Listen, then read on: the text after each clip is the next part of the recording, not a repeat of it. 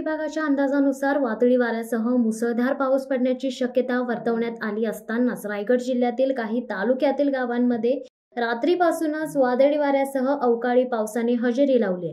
रायगड जिल्ह्यातील महाड तालुक्यामधील किल्ले रायगडकडे जाणारी वाहतूक काही ठिकाणी बंद आहे, कारण कोंझर घाटात रस्ता खचलाय, ज्यामुळे महाड रायगड रस्त्यावरील वाहतूक प्रभावित झाली आहे.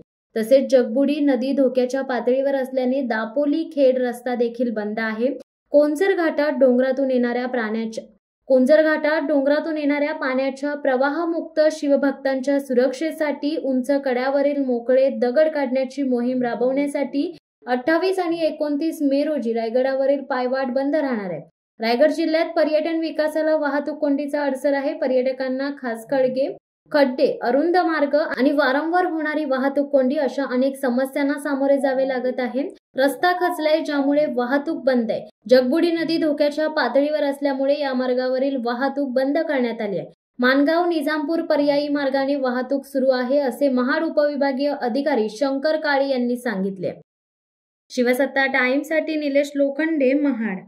दे धडक बेधडक वृत्त देणाऱ्या आपल्या शिवसत्ता टाइम्स न्यूज चॅनलला लाल बटन दाबून सबस्क्राईब करा आणि बेल आयकॉनला क्लिक करायला विसरू नका.